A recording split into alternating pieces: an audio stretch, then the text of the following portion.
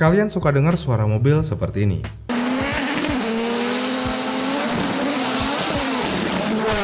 Ya, balapan itu adalah balapan mobil rally.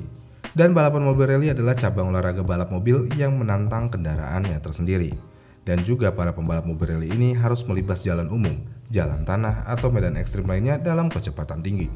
Dan karena medan jalan yang dilewati para pembalap ini bisa dibilang cukup ekstrim, makanya resiko kerusakan di mobil rally ini sangatlah tinggi. Karena emang lintasan yang diselenggarakan untuk balapan rally ini selain ekstrim tapi juga sangat beragam.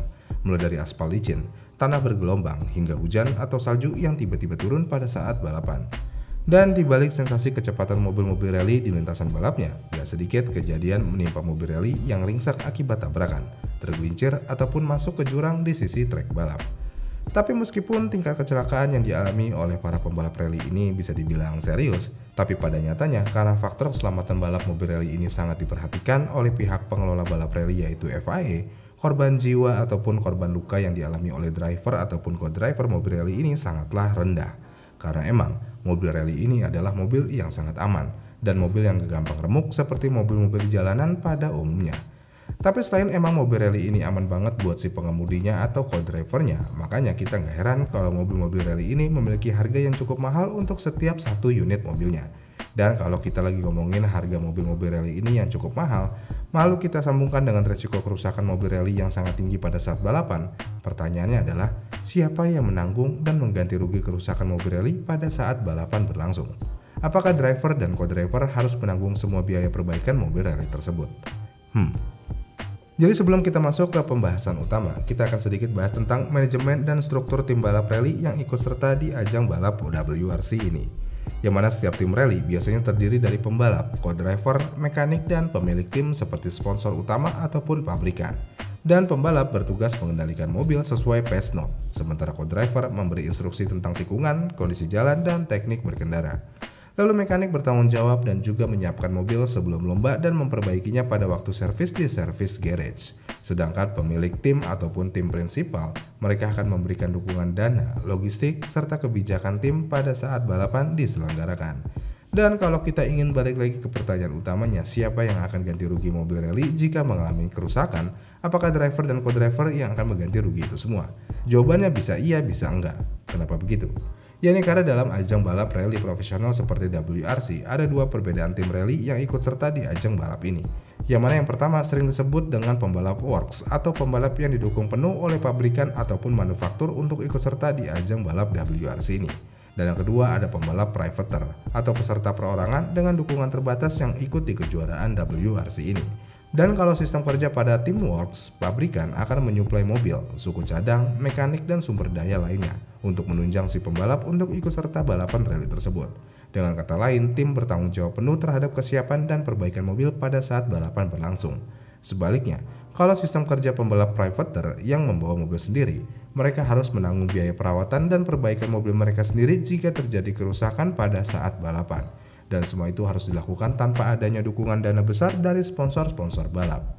Tapi pertanyaan lainnya adalah apakah pembalap Teamworks yang ikut serta di ajang balap WRC ini tidak akan mengganti rugi sedikit pun jika mobil balap rally-nya mengalami kerusakan? Jawabannya bisa jadi si pembalap mengganti rugi mobil rally-nya yang rusak tersebut jika si pembalap mobil balap rally tersebut melakukan kelalaian pada saat balapan. Sebagai contoh, jika misalnya kecelakaan diakibatkan oleh pembalap yang tidak memperhatikan instruksi atau melanggar regulasi, seorang pengemudi balap mobil rally bisa aja diminta mengganti rugi sesuai perjanjian yang ada di kontrak tim balap tersebut. Namun jika kecelakaan murni karena faktor teknis seperti remblong atau kondisi trek yang di luar dugaan dari si pembalap, seperti adanya pohon tiba-tiba tumbang dan menimpa mobil, biasanya tim ataupun pabrikan balap tersebut tidak membebankan biaya kepada si pembalap. Lalu kalau kita mau lanjut ngomongin tentang ganti rugi mobil balap rally ini, apakah ada regulasi khusus yang dikeluarkan oleh FIA selaku pengelola balap rally ini tentang ganti rugi ataupun kerusakan yang dialami oleh mobil balap rally ini pada saat balapan? Jawabannya tentu aja ada, tapi bukan ganti rugi ke mobil si pembalap, melainkan ganti rugi ke properti ataupun mobil warga sekitar.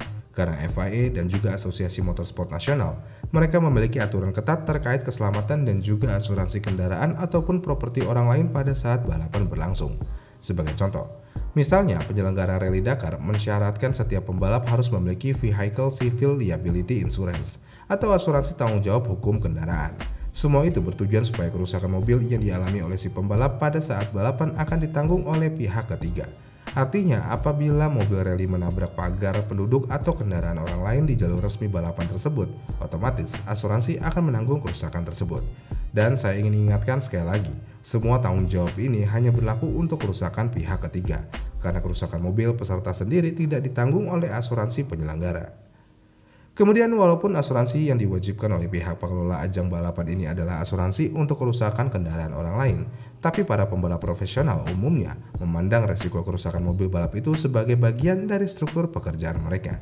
Karena seorang pembalap tim pabrikan jarang menanggung kerusakan mobil pada saat balapan berlangsung.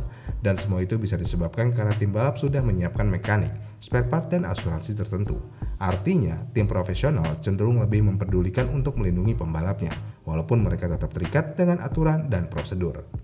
Lalu bagi peserta tim privateer yang ikut serta di ajang balap rally ini, kerusakan mobil rally pada saat balapan itu seperti hitung-hitungan bisnis di suatu perusahaan. Yang mana tim privateer biasanya memproteksi asetnya dengan asuransi agar mengcover kecelakaan mobilnya pada saat balapan. Ataupun biasanya mereka juga sudah siapkan dana cadangan untuk perbaikan mobil rally yang mengalami kerusakan pada saat balapan tersebut. Jadi kesimpulannya adalah siapa yang menanggung ganti rugi jika mobil rally itu rusak pada saat balapan? Jawabannya tergantung dari tim balap apa pembalap. Jawabannya tergantung dari tim balap apa pembalap itu bergabung di ajang balap WRC ini. Karena pembalap yang bergabung dengan teamwork untuk ajang balap WRC ini hampir tidak ada yang langsung membayar mobil sendiri karena umumnya mobil tim adalah aset perusahaan. Dan untuk tim-tim privateer yang ikut balapan di ajang WRC ini, semuanya itu adalah tanggung jawab dari seorang pembalap atau si pemilik mobil itu sendiri. Karena emang tim-tim ini biasanya belum memiliki sponsor dan mereka harus memiliki dana cadangan untuk antisipasi jika terjadi kerusakan ataupun kecelakaan dengan mobil rally mereka pada saat balapan. Tapi kalau tim privateer ini bisa menunjukkan bakatnya dengan mobil-mobil yang dia bawa untuk ikut serta di ajang balap mobil ini, nggak sedikit sponsor ataupun pabrikan-pabrikan mobil akan mensponsori tim privateer tersebut. Karena biasanya pabrikan ataupun sponsor-sponsor balap tersebut akan mencari pembalap-pembalap yang memiliki bakat di dunia balap rally ini. Dan sponsor ataupun pabrikan tersebut akan mendukung tim privateer secara finansial dan membuat tim private ini bisa menjadi lebih maju dan berkembang. Iya kan? Gimana nih menurut kalian? Komen di kolom komentar di bawah ya, dan sampai jumpa di video selanjutnya.